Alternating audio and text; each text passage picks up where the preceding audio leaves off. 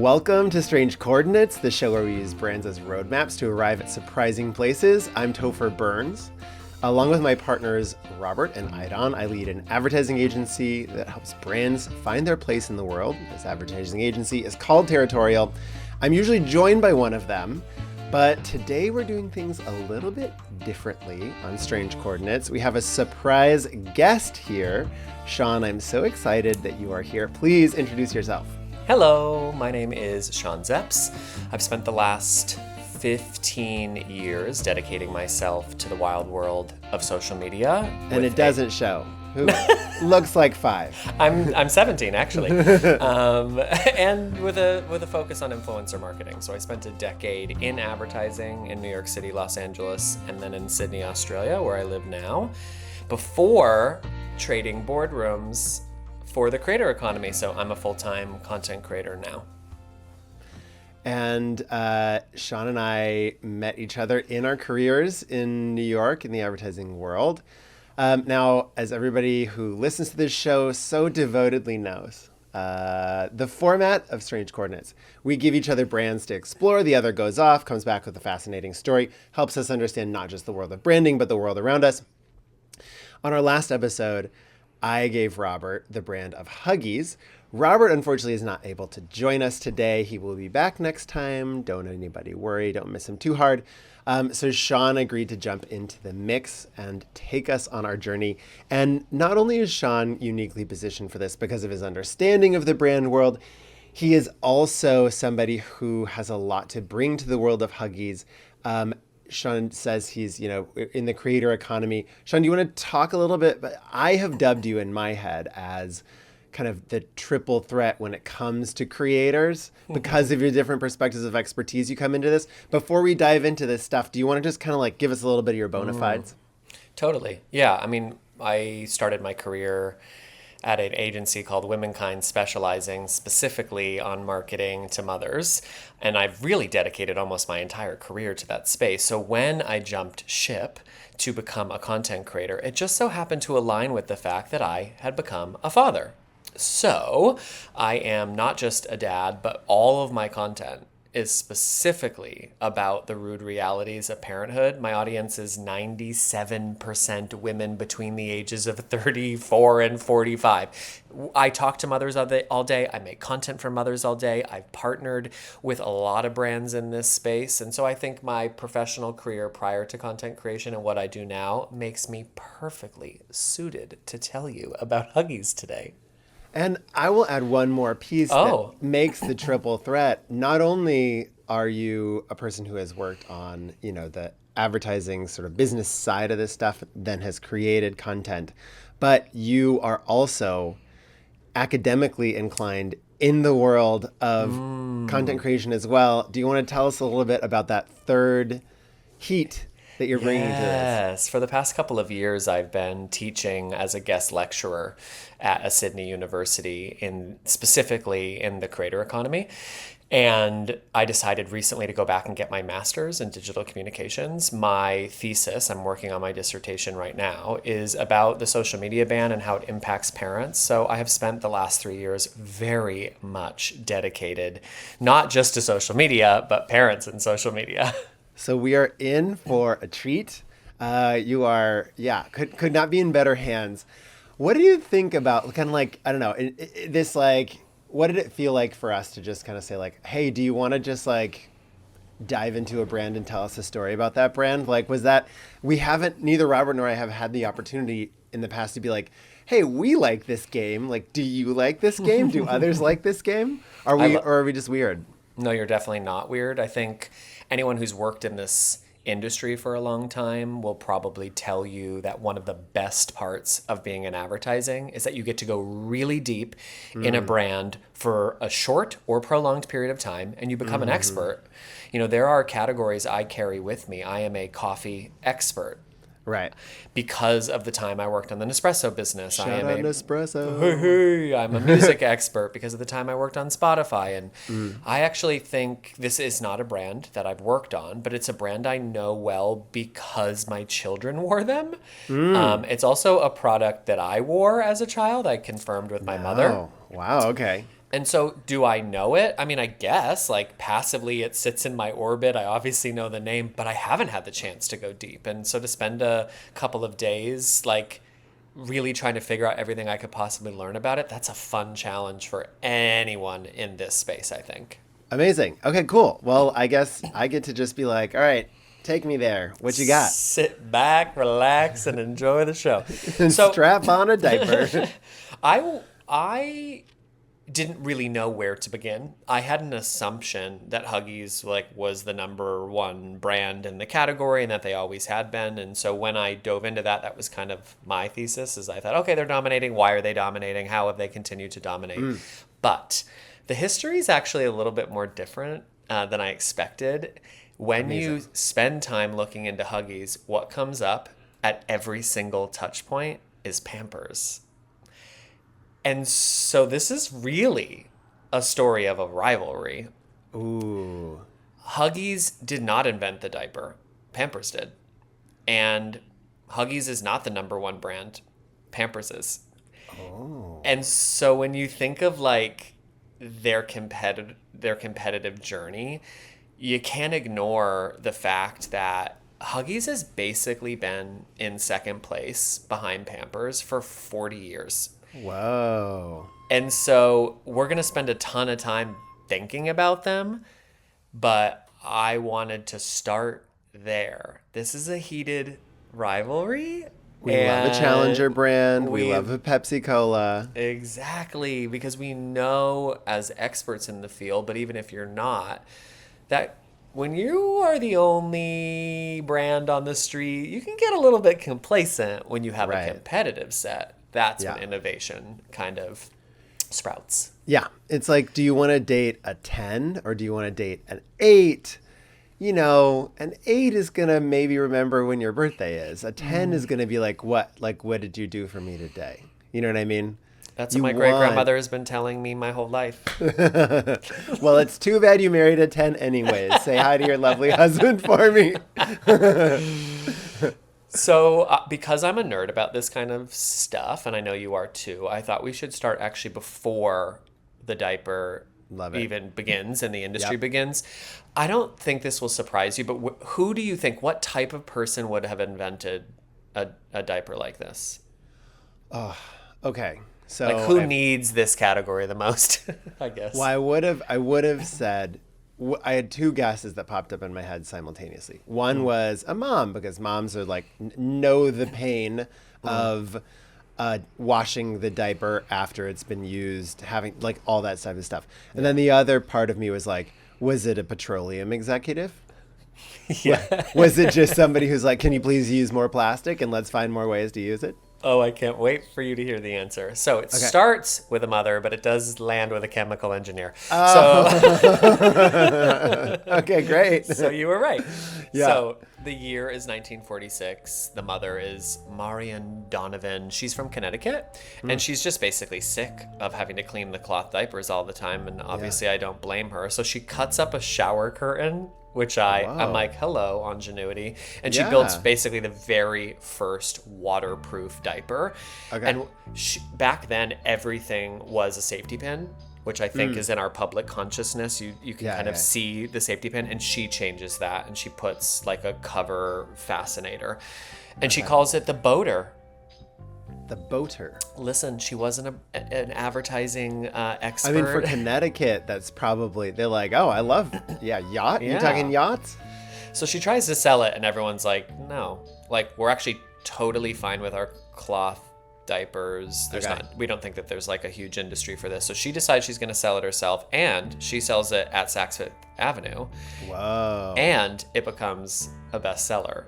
Think about the types of people who are going into Saks Fifth Avenue and what their needs are, and who has that disposable income because maybe they're not working, but they have a lot on their hands. Yeah. You know, it really gets there. And so she sells the patent in 1951 for $1 million, which is $10 million today. So that's like Big. nothing to scoff about. Yep.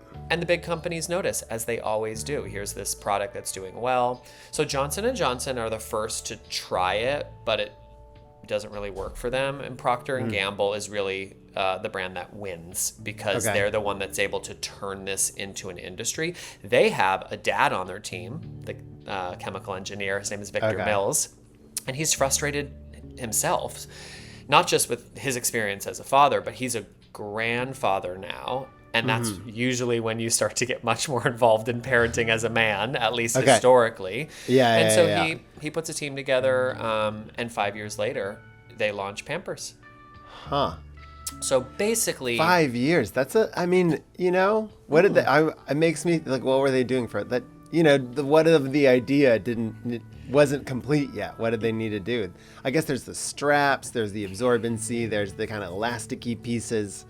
we're talking about a lot of really interesting technology, and we'll cover a bunch of that as we kind of go through the Yes. history. But I do Okay, cool. imagine, yeah, you can't just send the kids out in a shower curtain. So you have to figure out a Yeah. way that like it is going to safeguard them from peeing everywhere. I don't really know. My first thought was, oh wow, things just took longer.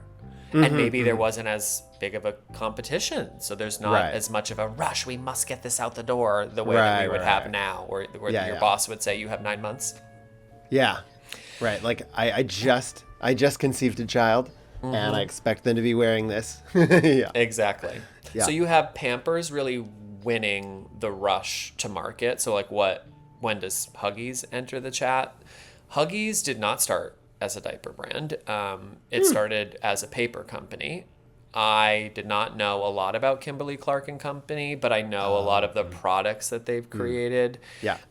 So they're founded in 1872. That's a Wisconsin brand. And they have a really interesting history of basically a pattern, if you will, of looking at bodily discomfort or like domestic taboos and then creating a product and then usually giving the product a cute name. So Kotex for menstruation, Kleenex for runny noses, Okay. and then they enter the diaper space. Okay.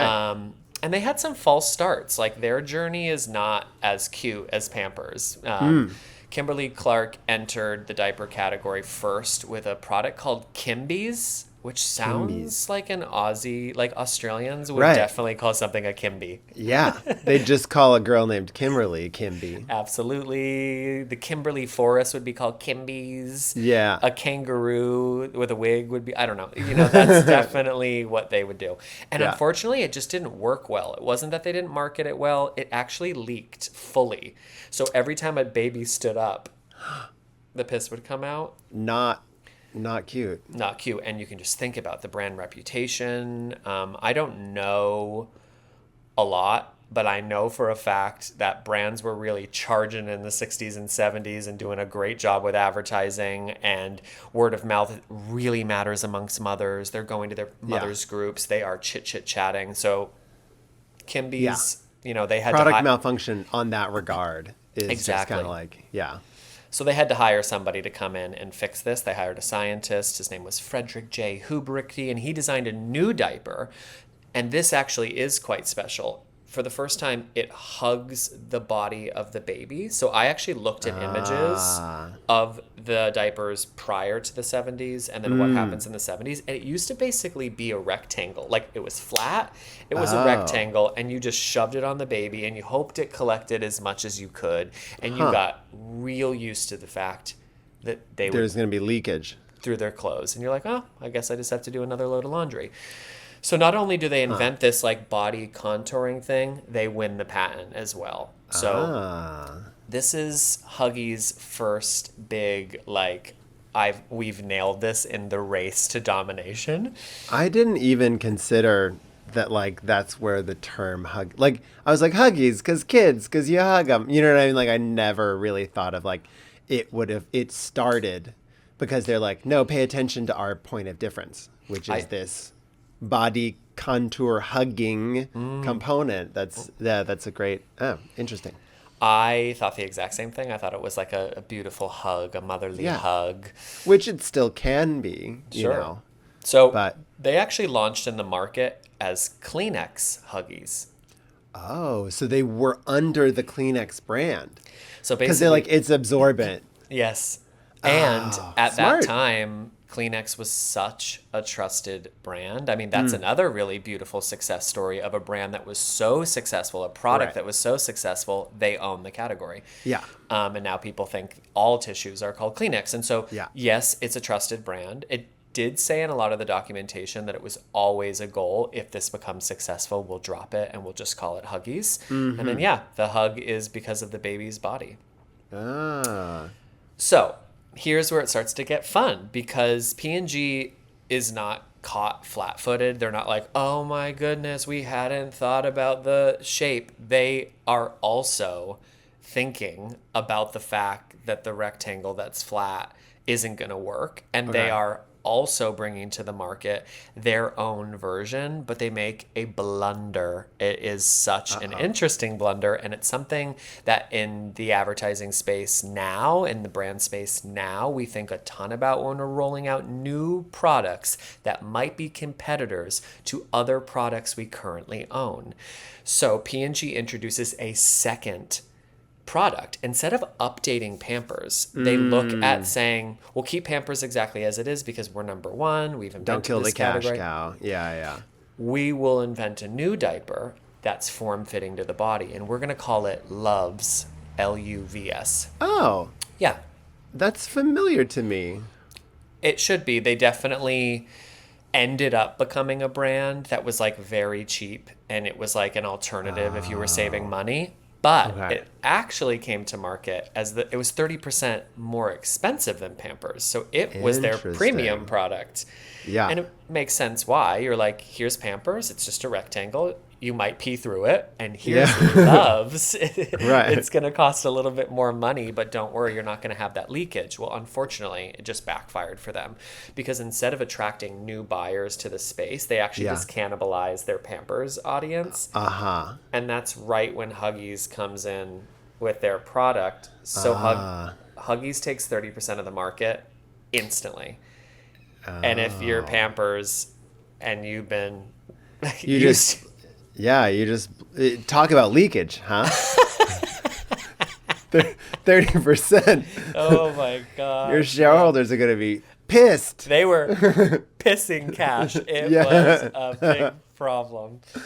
And so this is really where I think the competition, the rivalry begins, because you've had someone who's entered the chat and they've dominated it, they created the chat room, and then you have this other brand that enters at basically the perfect time, Yeah. and takes away some of your money. So Huggies Yeah. starts what is a long career of innovation, and I think usually when you're the second competitor brand, you're forced to. Yeah. So they become the first ever brand, first to market, to have that reusable tape, which in the diaper space now, if you have a diaper that you can take on and off and not one of the pull-ups, that reusable tape just feels like standard. Back then it was a one and done if you had the tape or you had the fasteners. And so this was the, first time they were able to really successfully market this idea of letting parents peek inside just for a check and close Yeah. back up again. I remember in the public consciousness, I can think of moments where my mom would say about like my brother or sister, if you didn't have a product like this, you're like, oh, I have to check, and you'd have to shove your finger in the bottom because you didn't want to like ruin the tape. And so for Huggies, this is a big win. And Pampers was behind them in doing something similar, but this is the first time they're behind Huggies. Ah, okay. Yeah. Then we have a ton of product innovation. We have Ultra Pampers. So Pampers coming and saying, we're going to take you. Oh, you got the tape? Well, watch us introduce an absorbent gel and a polycore that lets diapers hold liquid instead of soaking it up. And it's going to cut that weight of a fully wet diaper basically in half. That's not only the biggest leap, that's the biggest leap the category has ever seen. It's undeniably the thing that brands today still use. You see diaper commercials on television, they pour the liquid. Yeah. It's basically a tampon ad. Yeah. And so this is when it gets so cutthroat, because Huggies is like, oh, this is a problem. We need to really try to figure out ways to compete harder.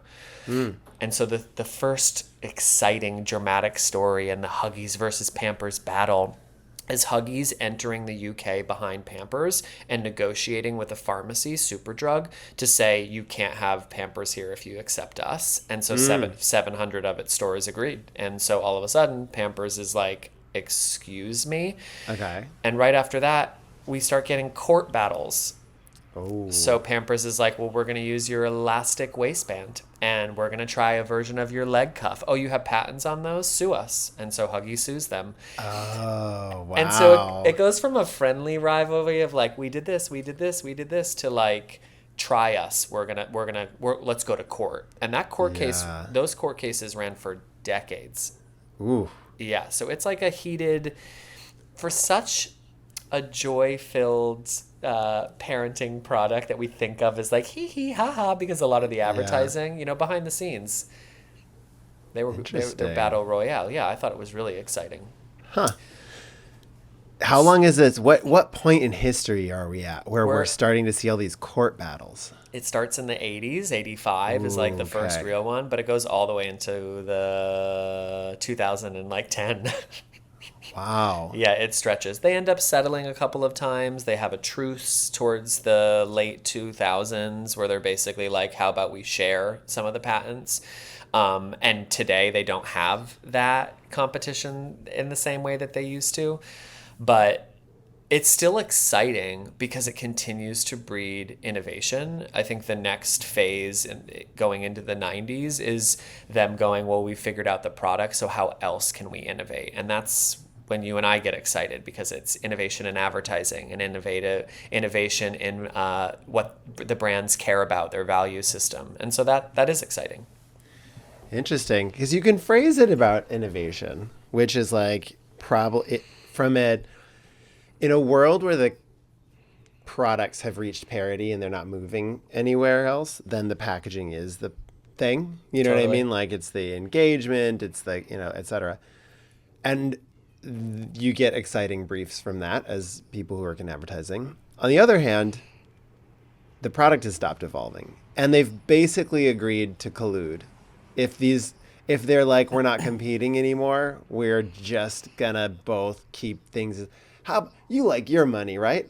I like my money. Like, let's just not fuck with each other's money, and why don't you just let me do what I'm going to do, you do what you're going to do. Let's agree that we're not going to destabilize each other. We both stand to gain from stasis.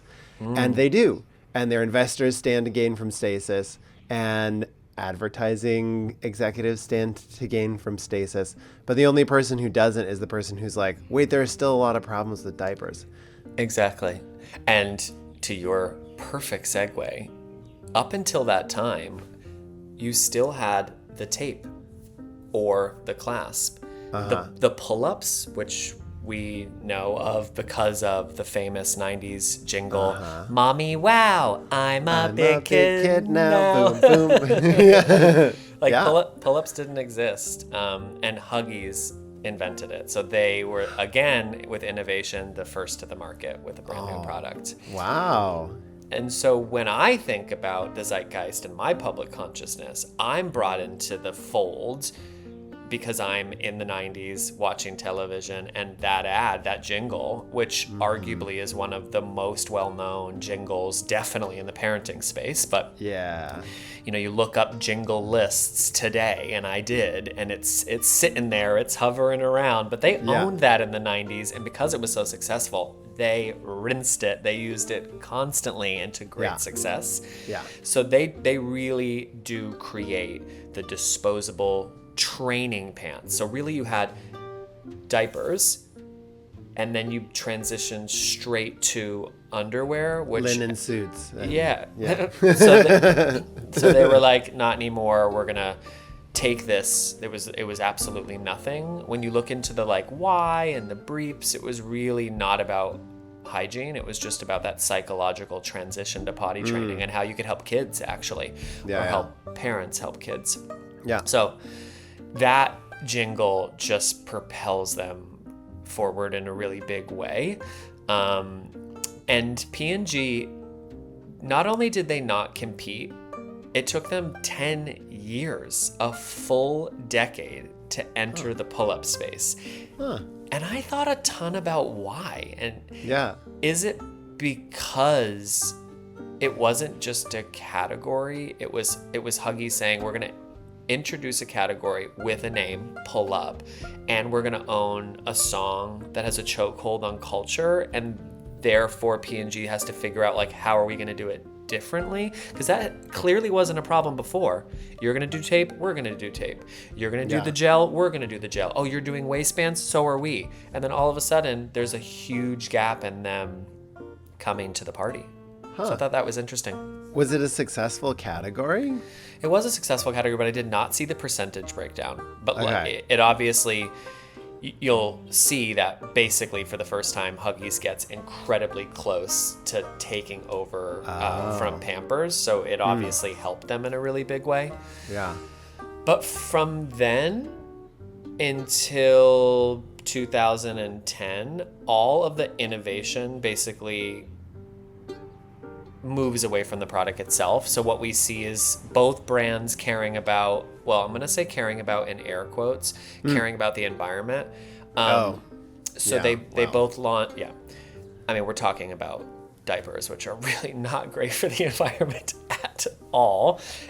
They did not say, hey, we're going to do this cloth thing, we're going to chase that space, we're going to go back to the industry's beginning. They invented their versions of like pure and natural diapers. Modern environmentally friendly standards would scoff at what they were attempting to do, which is like 2% all natural whatever. Oh God, yeah. You know, by later standards, it's super tentative, but at the time, it was signaling.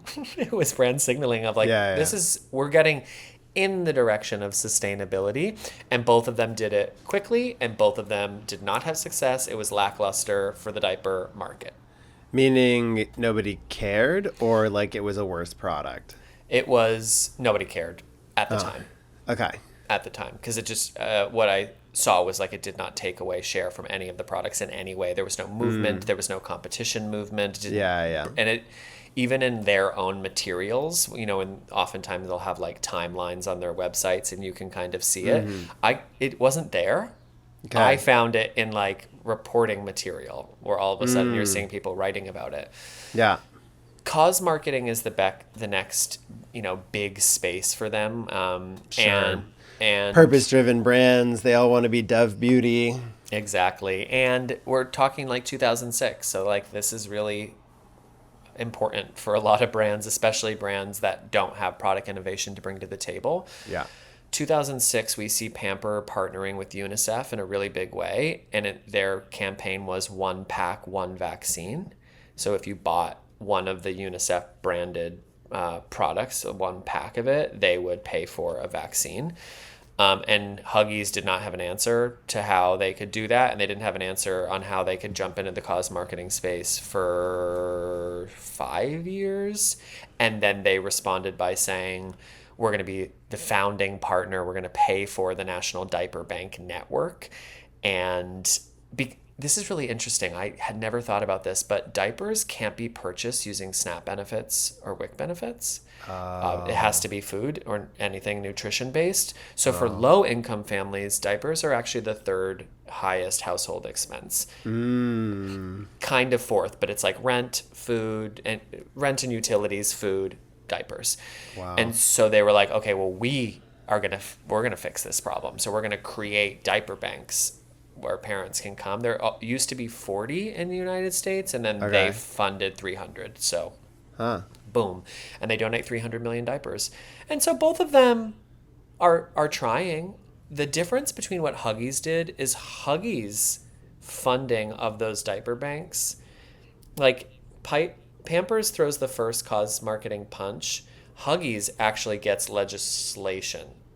So their advocacy work changes policies in Tennessee and introduces a federal bill that changes access to diapers for low-income families. So if you and I were on the team, we'd obviously be more excited to be working on the Huggies team because we actually made a change that's like sizable.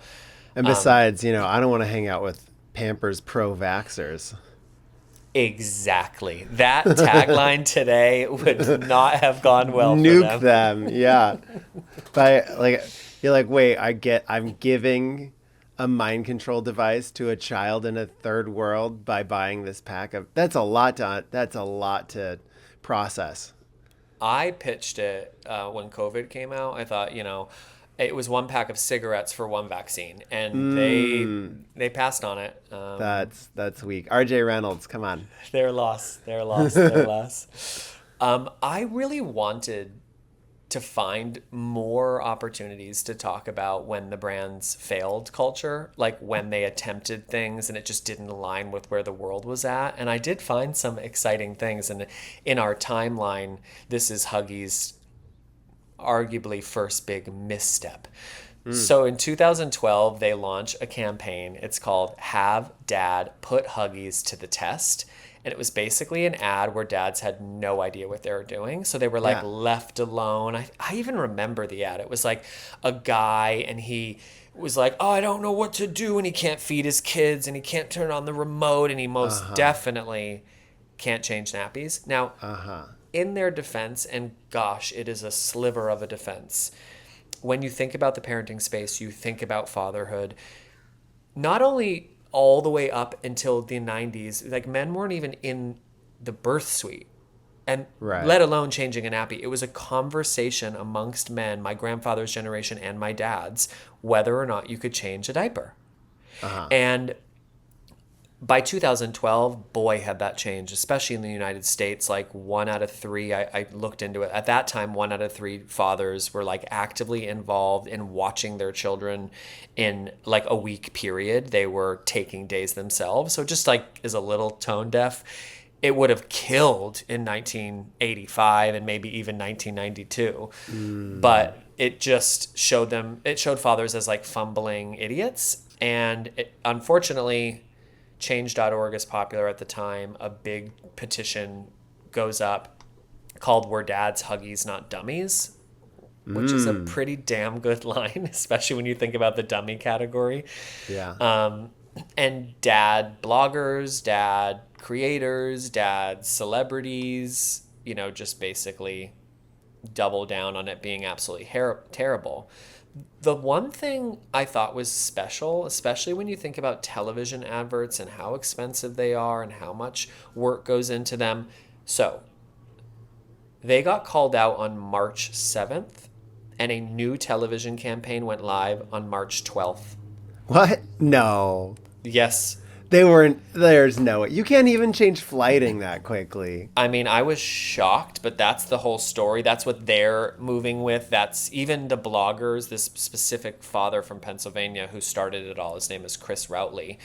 He basically had no choice but to be like, yeah, this is what I wanted. Like, okay, got it. Yes, you're showing us as a confident father. We're carrying our kids. We know how to change a nappy. And that very much nappy is what Aussies call diapers. I know. We were following you. We were letting you do your thing. We were letting you have your thing. My little Aussie coming through. So they at least were able to respond in a way that was not detrimental to their business. And really from then, so like 2012 to today, we see, I would argue, basically just cultural moments. We see little rollouts of different technology tweaks where, the average consumer doesn't notice a difference at all. Where it's like redesigned core strips. Instead of using this, we're going to use pulp, and it's going to be a thinner line. But from a marketing capacity, it seems the same to a customer. There are more cause marketing moments that happen throughout the brand's history. And what we see for the first time is Huggies pull ahead.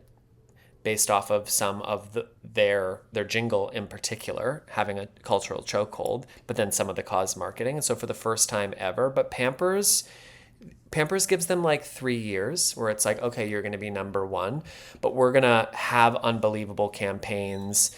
We're going to double down in a lot of the international markets, and they take back first place pretty quickly. So in the battle royale of the two businesses, Huggies does have a solid tiny chunk where they got to walk around their office and be like, we did it. It took 30 years, but we did it. And then Pampers were like, we're going to give you that moment. You can hold, like, we'll hold your beer, but we're going to drink it and then give you the glass back. Snatch. When did they tear it back? They tear it back in, what's the year here? 2015. And Okay. they do that basically. Huggies attempts to reposition themselves to lean into the other name recognition that you were saying, which is a mother's hug. So around 2015, they do this huge campaign called No Baby Unhugged. They put $5 million into it. Basically what it was seats in hospitals. And they had done a bunch of research. It's research that we know skin-to-skin contact with a newborn is medically proven to regulate body temperature and stabilize vital signs and support immune development. This is not a bonding thing. This is like pure science of like what is needed when a baby comes out. But babies can't be held all the time. Like parents are sleepy. Maybe you're the only parent in the house. Maybe the mom just came out of surgery. So they introduced these chairs, the hugging chairs. And that definitely helped them. What's interesting about it, the timing perspective, is all of the wins that Huggies kind of says for themselves happen in new product innovation, campaign success, and this hugging campaign that helps them grow about 19%. That same year, Pampers takes back first place. Oh. And when I tried to find out how, like, well, what were they doing? I couldn't find huge campaigns. I couldn't find huge product innovation. So Huggies would be really disappointed by that. They were really killing it. They were doing so many beautiful things for the world. They launched their first ever Super Bowl ad. No diaper brand is running a Super Bowl ad. But I guess that's the time when we start to see brands going, maybe we should market to women during Super Bowl. Oh, geez. Are they 50% of our audience? Huh. And they did Recognize something. they're in the room. Yeah, I actually love this campaign. I had never seen it, never heard of it, but when I saw it, I was like, oh, clever. They did Welcome to the World Baby. So they coordinated with network of partner hospitals to gather real same-day footage of babies that were born on Super Bowl Sunday, and they wove the user-generated footage into the pre-production. So when the ad aired, it was babies that were welcomed that day. Oh, wow. And then they supported a social media layer where they did individualized birth announcements for every single baby featured in the ad. And at the time, it was like ranked at the very top of the ad meters for the Super Bowl. Pampers had no answer to this. Huggies definitely won, again, from cultural attention.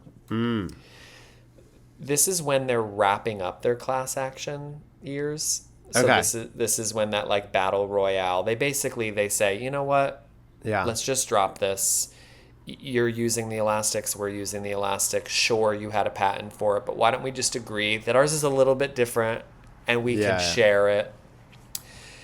Pampers wins in technology around that time. So this is 2019. We're getting closer to modern day. They introduce a smart diaper. It's not something I want.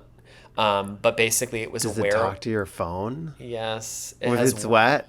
It's like wearable activity sensor is how they label it. By then, I was out of nappies, diapers with my kids, so it just didn't matter to me. But it had like an app for tracking their sleep and how wet they are and their feeding. And it's one of the frontiers that they carved out, and Pampers was like, you got that. They haven't done anything since then. They've never been like, that's something we need to do. They've just doubled down on culture. And basically from then all the way till now, it's just Huggies saying, we want to be a part of culture. We are the brand who does the Super Bowl ad. We're going to put dads on our packaging. That's what we're going to do. And that's not something that had been done. Pampers responds with a John Lennon ad, but they're not changing their packaging. They're not putting a dad on there. Huggies partners with the NBA, with a star, and donate $100,000 to his local area for kids in diapers. In preparation for the 2026 FIFA. Do you guys say FIFA? I mean, do you think I even would utter those words in my day-to-day existence? All right, you like basketball though. That's true, I do, but I'm not into You're soccer. sportsy, you know. But whatever one that you say, they launched a campaign. They launched a campaign 9 months ago, in preparation for this World Cup. Yeah. Where they literally said, "Do it for the team," and the campaign was to encourage couples to have babies, so that when they went on maternity leave, they could actually watch the World Cup. That was their campaign. I thought that was like real clever. So fun. That's super fun. And then did they follow it up with like, and here's all the ones that were born, and here's all the people enjoying it, and they're like, oh, but wait, being on mat leave with a recently born child is like absolutely not the prime soccer watching scenario.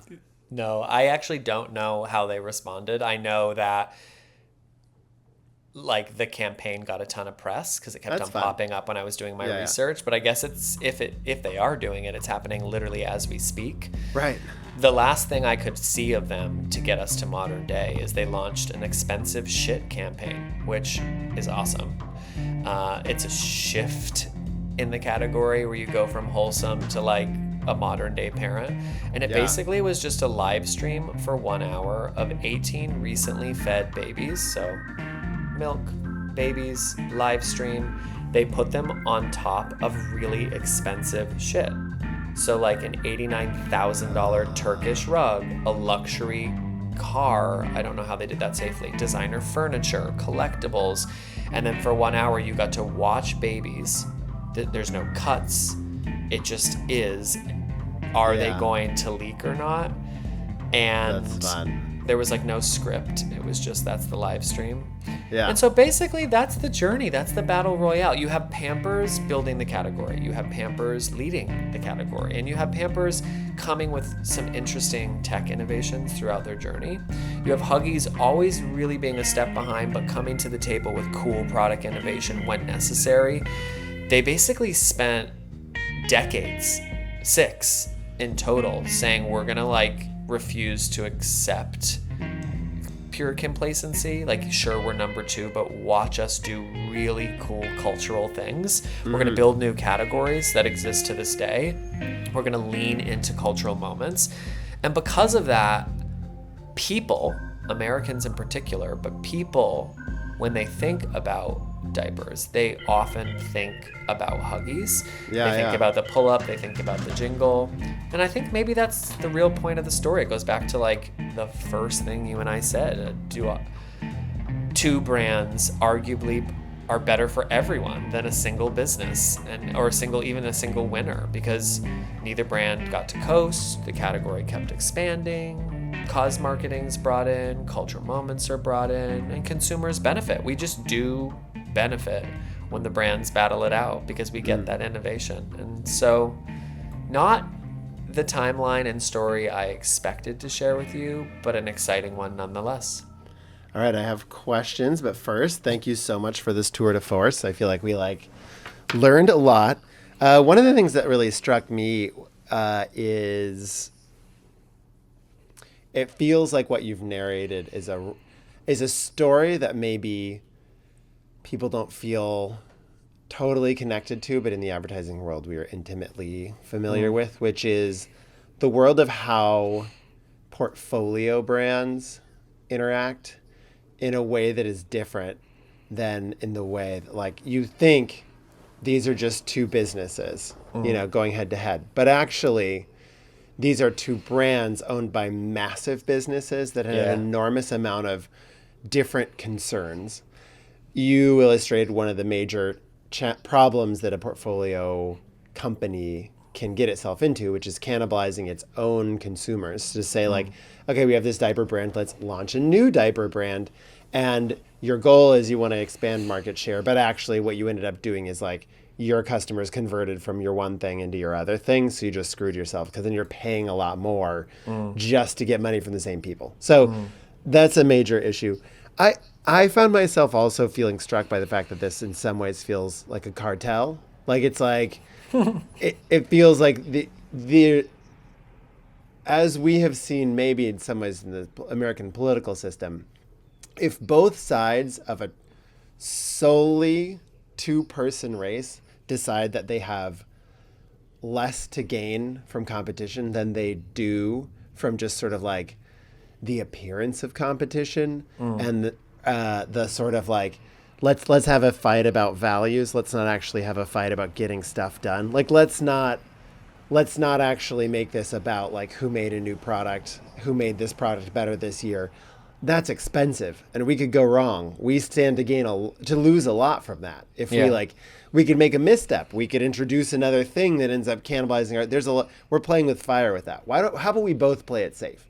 And if both parties agree to play it safe and just fight about like share of culture, share of like, emotion, I don't know. I didn't mean to make this an indictment of the American political system, but I did find myself kind of feeling like, is 2 diaper brands enough? Or do we really need 3? Because we really need a wild card to get in here and like make, like actually push for change. Like you brought up environmentalism. Like, are diapers any better? You said that this started in like mid 2000s, right? Are diapers any better now for the environment than they were 20 years ago? No. Like zero innovation on a crucial thing. Like this is one of the most polluting, horrific uses of petroleum products that never go anywhere except float around in the ocean and choke out dolphins. And zero change in this industry in the past 20 years. I don't call that innovation, personally. Yeah, no, that's an interesting point and a valid point. When you're walking down the diaper aisle, you will see it's not 2, it's not 7, it's like, 40 different competitor brands. But when you're like looking at the names, you're like, never heard of it, never heard of it, never heard of it, never heard of it, never heard of it. I tried to kind of like look into, well, who else comes into the party and what do they do differently? And when you look into the differentiators, it's price and therefore ingredients, materials. And then you worry just quality. You're like, I'm buying the same thing. Why wouldn't I get it from the people who I know I can trust? Yeah. You do have brands like Jessica Alba's Honest Company. You have high-end expensive products where you're spending a lot more, but usually it's positioned as like better for the baby in direct response to concerns about chemical burns and formation changes. The only kind of like microplastics. Yeah.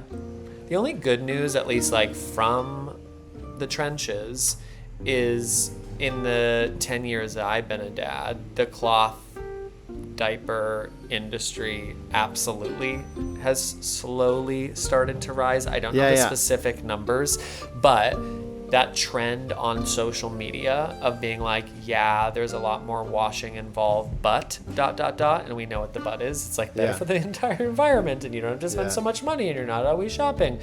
And so when, to your point, the innovation doesn't answer a serious concern, and that concern aligns with public consciousness and concerns about the environment, well, then it does give an opportunity for the cloth diaper industry to start to slowly chip away and reshape people's relationship to what they buy for their babies. What did you find when you were digging into this? Like, so you're a person that spends your life in the parent marketing space. You're a person who has, lived with this focus on kind of like parsing out brands and how they compete for a really long time. You're also a person who raised 2 children, and you've been through the diaper phases. Were you more surprised as you were digging into this research as a marketer? Like, oh, there's a lot of like grist for my mill in terms of my intellectual, or were you more surprised as a parent? Like, oh, I really didn't realize all this stuff about diapers. I don't know, like what parts of your brain were more exercised when you were digging into this? I think I was shocked at what the cloth, well, a couple things. I think the cloth nappy diaper industry is growing faster than I knew. So disposable diapers still are 80% of the market, but when you're out in the wild and looking at advertising and on social media and looking for influencer partnerships, as I often am, I'm just like never coming across what makes up 20% of the entire market. And it does make me feel better for where the future is. But I guess I was like, where are those campaigns? Why am I not seeing those ads? Why have I never seen? Why isn't there a brand? Yeah, I work with every one of my colleagues is a parenting Interesting. influencer, and none of them have done cloth diaper campaigns. Right. So that kind of like, when I looked at the numbers and saw that disposable still had 80%, I was like, 20%'s not nothing. Right, totally. You can do a lot with 20%. Yeah. Like, yeah, what are those brands? So there's that. But if Yep. it's split between, like, if it's 20%, but actually there's 40 brands that are in the top and they all have equal share, then each of them has just 0.5%. None of them have the marketing budgets to do anything brand wise. And so that the word doesn't get out in the same way. That's interesting. I didn't think about that. The other thing I found interesting, just from like an observational perspective, is I've seen some Huggies campaigns in the social space over the last few years, but none of them have been about the product. They've been about their partnership. So Huggies has a really interesting strategy where they release children's books, and they release children's books about concerns that children inching out of their products have, which I think is how can we capitalize on the lost parents whose kids are growing out of diapers and maybe get a chokehold on them if they decide to have other Interesting. kids. But the recent two I saw were around pooping at school, which is a really interesting, I guess the data is overwhelmingly fascinating about the number of kids who refuse to go to the bathroom at school because they're afraid. Huh. And so they wanted to basically own that and be like, hey, it's okay. You can go to the bathroom at school. You don't have to hold it in, because holding it in is actually really bad for you. And so they're kind of like, I'm seeing those campaigns and I'm like, really interesting. So are Pampers and Huggies able to completely coast on the wild success of the 90s? Right. Is Huggies, when you're walking down that aisle, I mean, gosh, it's just an exciting way to explain advertising to someone who doesn't work in the space. Yeah. Like, it's just sitting in the back of your head. You don't know that it's there, but when you're walking down the aisle, when you finally have a kid, and you're like, oh, we got to get diapers, and you're just there, Right. you're just looking for, it's just name recognition. It's like, well, what do I know? Right. And mommy, wow, I'm a big kid now. You just do. I mean, I guess not as well as Pampers. So like we spent most of the time talking about the campaigns that Huggies did. I don't know a ton about what Pampers was doing in response from an advertising perspective. I know what they did from an innovation perspective and a cause marketing perspective, but I do think this is an industry that hasn't had to spend as much money as some other brands and other products outside this space have to win people over, because they really are, to your point, in the political system. We got our Democrats and our Republicans, and they're like, you know us, you basically have no choice. And we're splitting it basically down the middle. I have one other question. Okay, so the dad commercial that you were describing, where Huggies, got criticized for showing dads being inept at putting a baby in a diaper. My thought was that it was going to be basically like, yeah, dads, you better step your shit up. Like, I thought it was going to be a thing that was like, start helping mom more. And then, so it was interesting that what they got flack for was that they were portraying dads as inept. And the stat that rebutted that is that 33% of dads knew how to spend time with their kids. That's true. And I found myself, like, when you were explaining this, I was like living in this weird world of kind of like cognitive dissonance, where I was like, wait, so people are criticizing them, but still the majority of fathers still don't spend time with their kids. And so I don't understand what the backlash is about. You have spent an enormous amount of time in your public life, in your life as a creator, representing dads, maybe like saying, we are constantly portrayed as people who don't know how to take care of our kids, and we do know how to take care of our kids. Yeah. I'm curious for your, like, when you saw the commercial, were you kind of offended because you were just like, that's kind of fucked up, like I'm not like that? Or did you feel like it was kind of like, because you speak to moms, I feel like on the other end, where you're like, yeah, dads, come on, get your shit together and start helping out? Such a good point. I mean, yeah, listen, you're not wrong. The reality is 12% of dads take their unpaid leave. 35% take no time off at all. 77%, in different country contexts, like it's high. That it proves that really this is still a mom dominated, not getting a ton of help. And even though on the ground, I'm noticing a sizable change in dads doing pickup and drop off, and dads at every birthday party, and dads being active participants in parenting, I also recognize that I live in a bubble, in a part of Australia that mirrors maybe the part of America you live in, where, dads would be more actively involved and are helping out.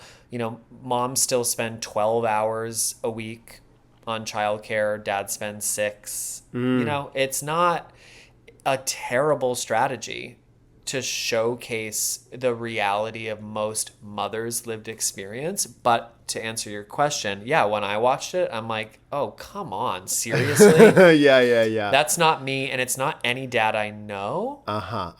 But when I share that, so if you're listening, a lot of the content that I do is just for moms. And because a lot of the content I do is just for moms, I often portray dads as always on the toilet. That's like my joke is I'm not going to make fun of you for being a terrible dad, but I am going to show you on the toilet all the time. And every time I do it, my comment section is like hundreds and hundreds of women being like, my husband is always hiding. He's never around. He's always at Home Depot. Like, all the gags kind of are proven to be true. Yeah. And so it's a gamble for them. It's a smart gamble. Yeah. And maybe there's an argument that, because I don't know, maybe the reason they were able to flip a campaign around so quickly is because they shot 2. 5 days is kind of like, they already had that in the hands of like media.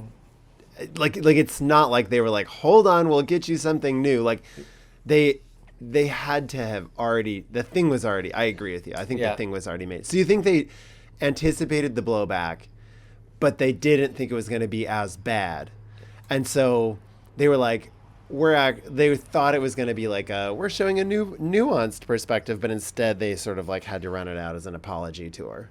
I mean, listen, by 2012, savvy publicists already had a chokehold on the advertising industry, because advertisers either came from PR or social media paid for PR. We understand the game. We do. And so basically, when we have a perspective or an opinion in the advertising marketing world, we know for a fact that every opinion is going to have people who disagree with it, and they're going to make a stink about it on social media. Yeah. And so you have a choice. Do we lead with our strong opinion if it's going to piss 10% of people off? Yeah. Or do we have a backup so that the people who saw the original ad, who agreed and aligned with its positioning, are won over, and the ones that aren't, don't worry, we have a response, we're sorry, here's the a better way to showcase you, and then the dads get to walk away feeling like they had won something. It's a huge problem in the advertising industry, because you're trying to cater to way too many perspectives.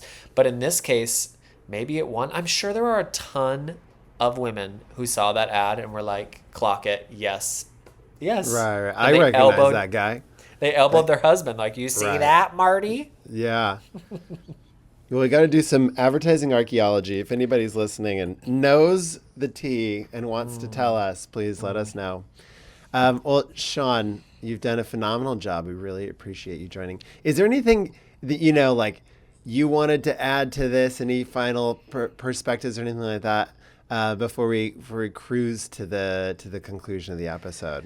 Yeah, the only thing I'll say is, throughout my life as a consumer, of advertising, consumer of products, there are very few industries that I can think of where a consumer who spends as much money and time with a brand is so excited to walk away from the product and never touch it again. Interesting. Yeah. Like if yeah. you said, name the 10 brands you adore the most, like basically pacifiers and diapers are like the two things that when you no longer need them in your house, you have a party. You throw them away, you burn them, and you're Yeah. like, I will never spend money on you again.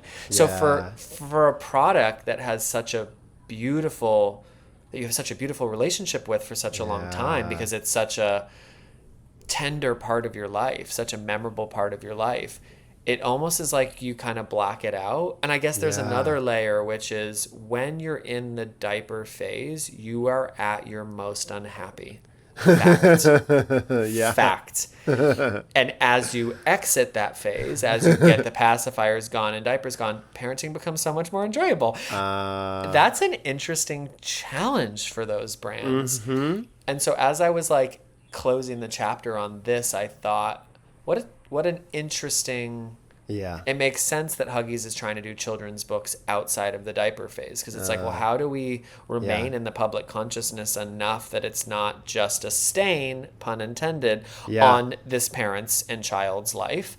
I mean, the real hope is, how do I get children to remember me and have a good enough relationship with me so they want to give it to their in 20 kid? years. Yeah, exactly. yeah. But that felt like a... I don't know if this has any correlation whatsoever, but it made me think about colonoscopies. And I'll tell me more, please. There's this thing that apparently what governs your like reporting of like how comfortable or uncomfortable types of very invasive procedures are not how quickly they end, but how gently they end.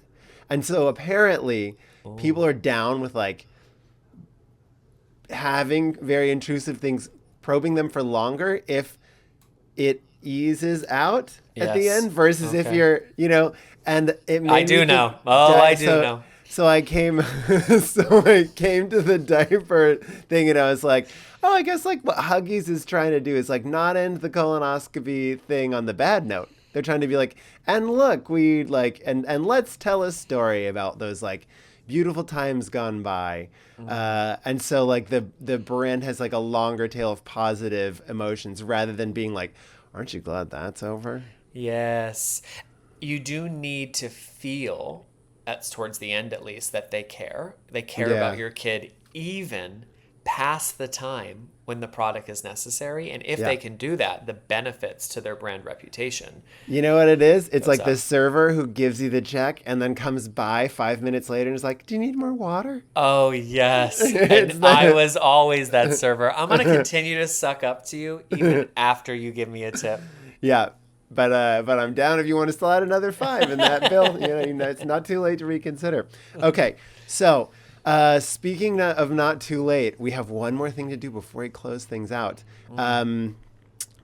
You get an unusual honor, which is I extended to Robert the Huggies brand, which we are so grateful you were willing to jump into, and you did an incredible, phenomenal job. So a fascinating story and so much for us to learn.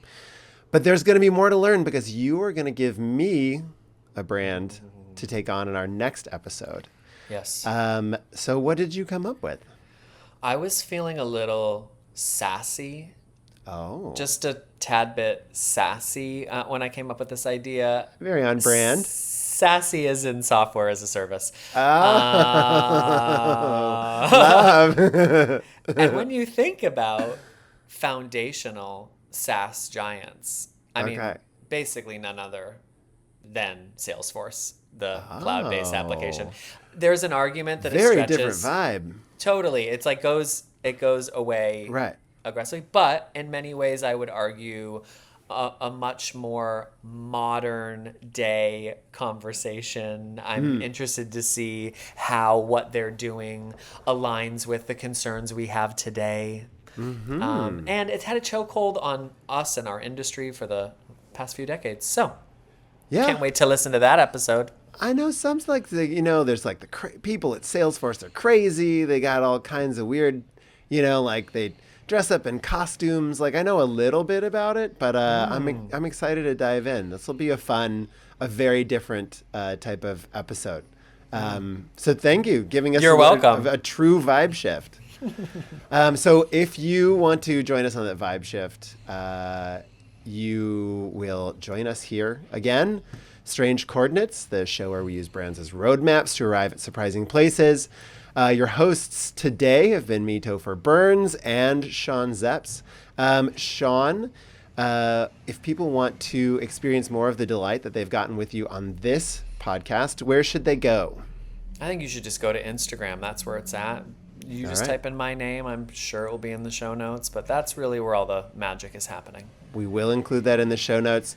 And if you wanted to spell it, you would get to use a funny little Australian letter. Do you want to spell it out and give us the full Aussie feeling for your Instagram handle? SEANSZEPS. Love it. And if you want to learn more about our agency, Territorial, please go to our website. It is weareterritorial.com. And follow us on LinkedIn. I recently posted, speaking of FIFA, I recently posted a funny little ad that I came across. It was when I was reading about the American disappointment in the finals. And it was talking about how one of the players was particularly, basically let us all down. And right underneath was an ad featuring that player. And he was looking super enthused, like, yeah! Aww. And he was selling Visa. So for delights like that, embarrassing little moments from the ad world, and much, much more, join us on LinkedIn. But in the meantime, thanks everybody for joining us. And Sean, thank you so much. Thanks for having me. Bye. Bye.